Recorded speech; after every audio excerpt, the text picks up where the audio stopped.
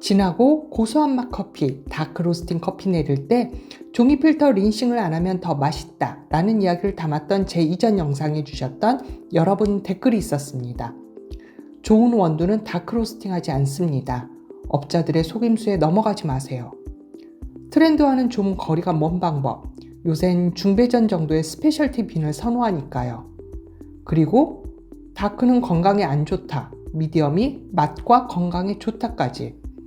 고소하고 쌉싸름한 커피가 마시기는 좋은데 그 고소한 맛이 난다는 다크 로스팅 커피는 왠지 품질이 안 좋고 건강에도 안 좋을 것 같고, 커피 좀 한다는 곳에 가보면 다크 로스팅 커피는 탄커피다, 다크 로스팅 커피를 마시는 건 커피 맛을 잘 모르는 거다 라는 이야기가 많은 건 다크 로스팅 커피에 대한 편견일 수도 있고요.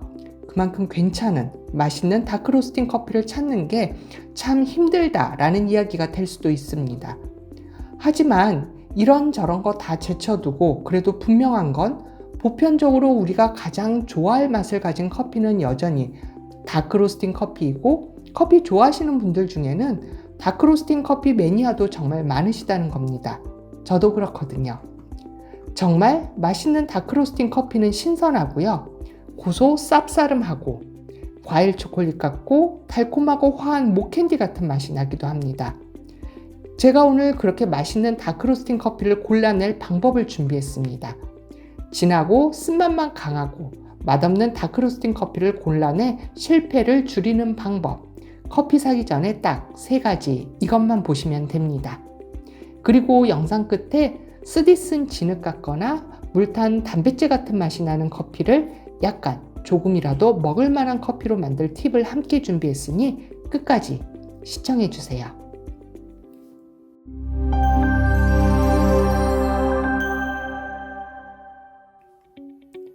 카페에서 커피를 내려드리다 보면 이런 질문을 많이 해주세요. 진하지만 탄맛 없고 쓴맛이 좋긴 한데 너무 쓴 건 싫고 초콜릿 같은 맛도 나고 안 진하고 안 밍밍한 고소한 커피를 마시고 싶어서 신선하고 맛있는 다크원두를 찾는데 그걸 어디서 어떻게 골라야 할지 모르겠다고요. 막상 좋은 다크인가 싶어 사놓고 보면 기름 짠내 같은 오래된 맛이나 단백질 같은 맛, 텁텁한 맛이 나서 당황스러우시다고요. 그래서 오늘 제가 커피를 사기 전 미리 명확하게 다크 로스팅 커피의 신선도를 확인할 방법을 알려드리려고 합니다. 제가 알려드리는 이 방법은 여러분이 커피를 사는 카페와 대형마트, 온라인 어떤 장소에서든 사용할 수 있고, 커피 봉투를 열어서 냄새 맡고 커피를 내려 마셔보지 않아도 커피의 신선도는 물론 맛까지 알 수 있는 아주 효과적인 방법입니다. 방법을 말씀드리기 전 아주 간단히 어떤 커피를 다크 로스팅 커피라고 하는가를 말씀드릴게요. 이걸 아시면 다크 로스팅 커피에서 커피의 신선도가 얼마나 중요한지, 그래서 신선한 커피를 찾으려면 어떻게 해야 하는지 그 방법을 아실 수 있습니다. 우리가 마시는 커피는요, 커피 나무에 열린 체리 형태의 열매를 따서 세척이나 건조 같은 가공 과정을 거치면 이런 상태, 생두가 됩니다. 이 생두에 로스터가 열을 가해 볶으면 볶이는 정도 따라 색깔이 달라지고, 이 색깔 따라 약배전, 중배전, 강배전, 혹은 라이트, 미디움, 다크 같은 여러 단계로 로스팅 정도가 나뉩니다. 그런데 볶을수록 커피는 수분이 날아가면서 가스가 생기고, 내부 압력 때문에 커피 안에 오일이 밖으로 밀려 나오고 미세한 구멍들이 많아지고 커피의 구조는 더 약해집니다. 커피 볶는 시간이 긴 다크 로스팅 커피는 라이트 로스팅 커피보다 색깔이 더 진하고 오일이 배어나와 반질반질하고 구멍이 많고 구조가 약해 잘 부서집니다. 그래서 정말 맛있는 다크 로스팅 커피를 고르려면 첫 번째, 필수적으로 프레시, 커피의 신선도를 봐야 합니다. 왜냐면요, 다크 로스팅 커피는 스펀지 같은 다공질 구조라서 어쩔 수 없이 라이트 로스팅보다 공기에 더 많이 노출되고, 그래서 모든 게 라이트 로스팅보다 더 빨리 진행되기 때문입니다. 시간이 지날수록 커피의 맛과 향이 빨리 사라지고, 우리가 마셔보면 커피가 묵은 것 같은 오래된 맛도 더 빨리 느껴지게 됩니다. 그러다 보니 다크로스팅 커피를 가장 맛있게 마실 수 있는 상미 기간은 로스팅한 지 일주일에서 2주, 3주 사이로 라이트 로스팅보다 더 짧고, 그래서 다크로스팅 커피는 라이트 로스팅보다 더 신선한 커피를 찾아 마시는 게 커피 맛에서 굉장히 중요합니다. 이렇게 중요한 다크로스팅 커피의 신선도를 확인하는 방법은 아주 간단합니다. 커피를 마셔볼 필요 없으시고요. 커피 봉투를 뜯어서 원두 상태를 살펴봐야 할 필요도 없습니다. 커피를 로스팅한 날짜인 커피 제조일자를 확인하시면 됩니다. 카페나 온라인에서 커피를 구매하시면 원두 봉투에 필수적으로 제조일자라는 게 표시되어 있거든요. 이 제조일자에서 일주일 이내의 커피를 구매하시면 됩니다. 그런데 대형마트는 좀 달라집니다. 대형마트에서 커피를 살 때는 이 제조일자를 확인하는 게 좀 어렵습니다. 대형마트 커피는 제조일자가 아니라 유통기한이 표시되어 있거든요.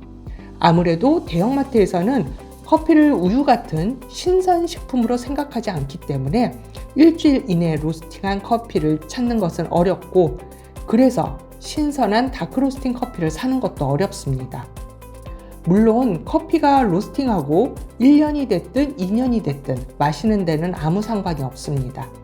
하지만 우리가 커피를 사는 건 이 커피를 맛있게 내려 마시려는 거니까 되도록 제조일자를 확인해 신선한 다크로스팅 커피를 구매하시는 게 좋습니다. 하지만 어쩔 수 없이 대형마트에서 좀 오래된 다크로스팅 커피를 구매했다, 그래서 이미 집에 있다 하는 분들은 오늘 영상 끝에 그 오래된 커피를 아주 약간 조금이라도 먹을 만한 커피로 만들 팁을 전해드릴 테니까 영상 끝까지 함께 해주세요. 그럼 신선도에 이어 맛있는 다크로스팅 커피를 고르는 방법 두 번째, 이것도 간단합니다. 자세한 커피 정보가 있나 없나를 확인한다입니다. 그냥 콜롬비아, 에티오피아 아니면 어느 브랜드 커피다가 아니라 더 자세하게 이 커피가 어디에서 어떻게 누가 생산했는지 그 정보가 있는 커피를 구매한다입니다. 물론 커피 정보를 커피 산지에서 소비자까지 전달한다는 건 그만한 노력이 있어야 하고 비용도 추가되는 참 번거로운 작업입니다.